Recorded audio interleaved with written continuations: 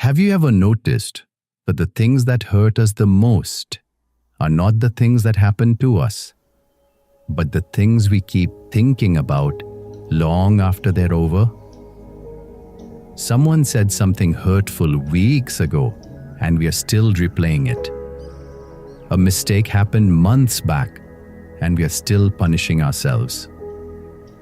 The moment passed, the person moved on, the world kept turning, but we're still standing at that same spot, carrying a weight that no longer exists anywhere except inside our own mind.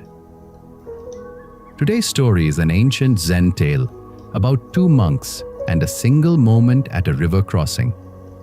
A moment that lasted only a few seconds for one, but became an endless journey of suffering for the other. This story holds a mirror to how we live our lives every single day. So stay with me until the end, because the lesson hidden in this simple tale might just free you from a burden you didn't even know you were carrying.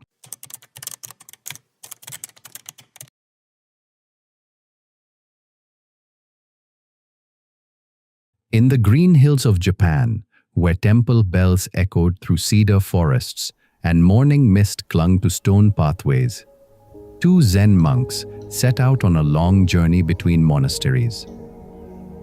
The first was Tanzan, a broad-shouldered monk with calm eyes and an unhurried stride. He was known among his fellow monks not for how strictly he followed rules, but for how deeply he understood their spirit. He spoke little, laughed easily, and moved through the world as though every step was exactly where he was meant to be. The second was Aikido, younger, sharper, and more careful in everything he did. Aikido kept his robes perfectly folded, his prayers perfectly timed, and his conduct perfectly within the boundaries of every monastic rule he had ever learned. He believed that discipline meant control, and that control meant never bending, never breaking, never straying, not even by a single step. Together, they walked for hours along the narrow country road that wound through rice paddies and bamboo groves. The sky had been dark since morning, and by midday, heavy rain began to fall. The road turned to thick, sticky mud. Their straw sandals sank with every step, and the hem of their robes grew heavy with wet earth. As they came around a bend near a swollen river crossing, they saw a young, beautiful woman standing at the edge of the water. She wore a fine silk kimono, pale blue with white blossoms, and she was clutching it tightly, looking at the rushing muddy water with wide, helpless eyes. The current was strong, the crossing deep, and it was clear she had no way to get to the other side without ruining her clothes, or worse, being swept away. Aikido glanced at her and immediately looked away. He walked straight past without a word. After all, monks were not permitted to touch women. That was the rule. And rules, to Aikido, were sacred walls that must never be crossed. But Tanzan stopped. Without a word, without hesitation, and without the slightest sign of inner conflict, he walked up to the woman, smiled gently, and said, "Come, I will carry you across." Before she could fully respond, he lifted her carefully in his strong arms, stepped into the muddy water, and carried her to the other side. He placed her down softly on dry ground, gave a small nod, and turned back to the road. The woman called out her thanks, but Tanzan had already moved on. His stride was the same as before, steady, calm, unbothered, as though nothing unusual had happened at all. Aikido, however, was frozen in shock. His mouth hung open, his brows pulled tight. He could not believe what he had just witnessed. a monk, a Zen monk, had picked up a woman, a beautiful young woman, and carried her in his arms. He rejoined Tanzan on the road, but he could not bring himself to speak. His mind churned like the muddy river behind them. How could Tanzan do that? Did he not know the rules? Did he not care about his vows? What kind of monk behaves this way? 1 hour passed in silence, then 2, then 3. The rain stopped, the sky cleared, birds returned to the branches. But inside Aikido's mind, there was no clearing. The storm only grew louder. By the time the sun began to set and the 2 monks approached the lodging temple where they would spend the night, Aikido could no longer contain himself. "How could you do that?" he burst out, his voice tight with frustration. "We are monks. We have taken vows. We are not supposed to go near women, especially not young and beautiful ones. It is dangerous. It is forbidden. How could you carry her like that?" Tanzan stopped walking. He turned slowly, looked at Aikido with kind, untroubled eyes, and said quietly, "Brother, I set the woman down at the river hours ago. Why are you still carrying her?" Aikido stood still. The words hit him like a bell struck in silence. He opened his mouth, but no reply came. Because in that moment, he understood. Tanzan had carried the woman for a few brief seconds across a stretch of muddy water, and then he had put her down, completely, in body and in mind. He had helped where help was needed, and then he had let go. But Aikido, the one who never touched her, never spoke to her, never even looked at her, had been carrying her in his mind for hours. He had carried her in his judgment, in his outrage, in his rigid attachment to the letter of the law. He had replayed the scene 100 times, weighed it, condemned it, and suffered for it, all while Tanzan walked in peace beside him.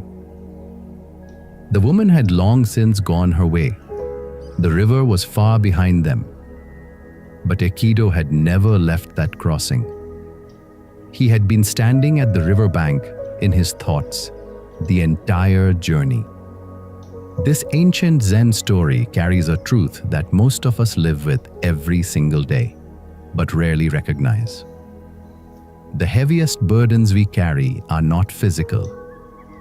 They are the thoughts, judgments, and resentments we refuse to let go of. Think about it. How many times have we been like Aikido? Someone hurts us once, but we replay that moment 100 times. A mistake happens in a single second, but we punish ourselves for months. An argument lasts 5 minutes, but the anger lasts 5 years. The event ended long ago, but our mind never left that spot. Tanzan teaches us something beautiful.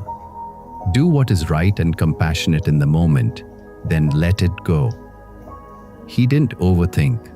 He didn't worry about how it looked. He saw someone who needed help.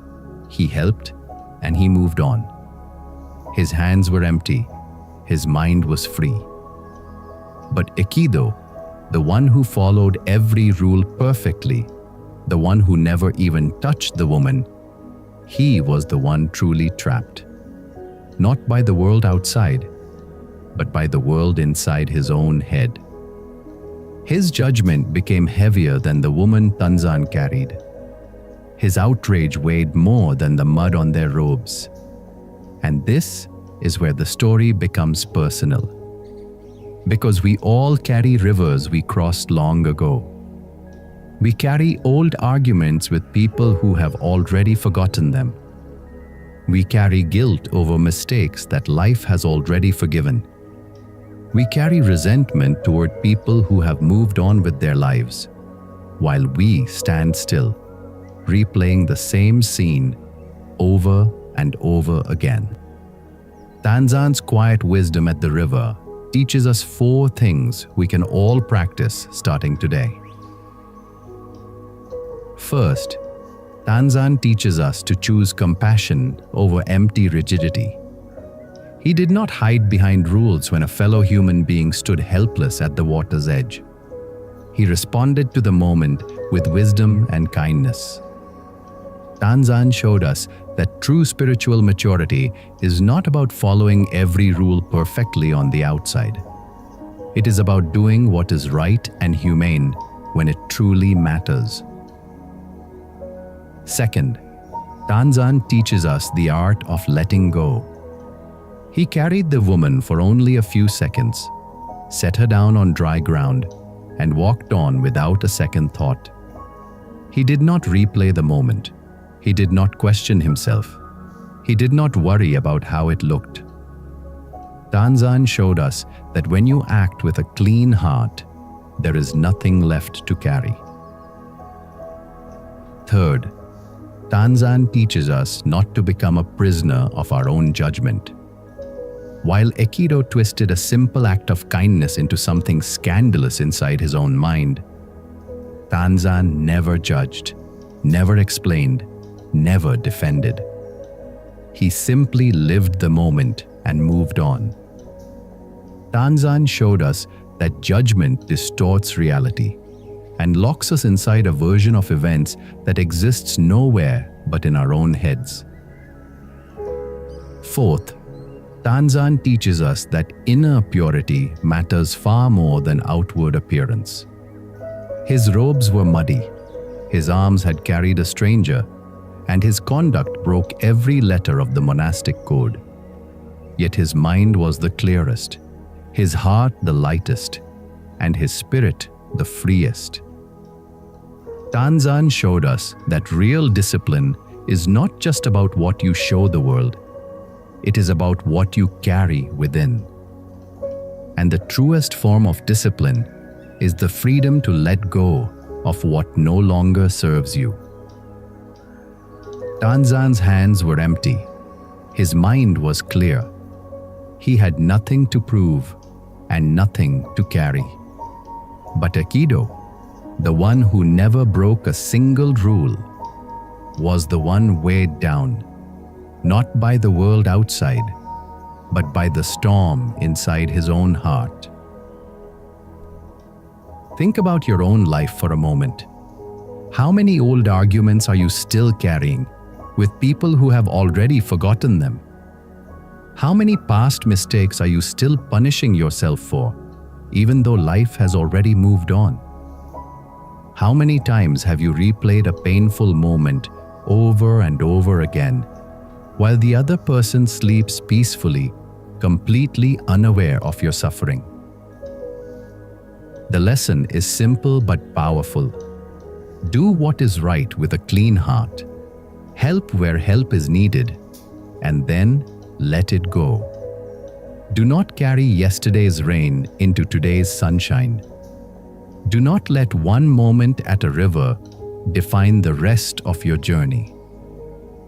Because the heaviest burdens are never the ones on your back. They are the ones in your mind. So the next time you catch yourself dwelling on an old hurt, a past failure, or someone else's wrongdoing, pause and ask yourself Tanzan's question. I set this down long ago. Why am I still carrying it? Let go.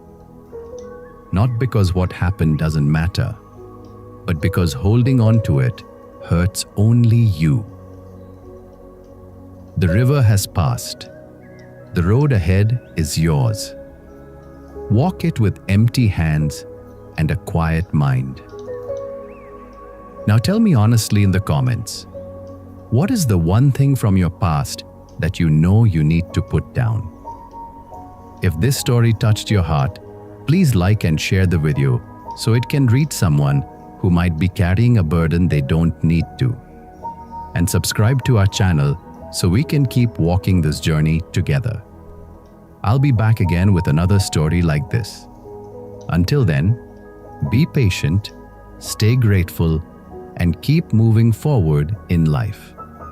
And always remember, peace begins when you stop carrying what should have been left at the moment.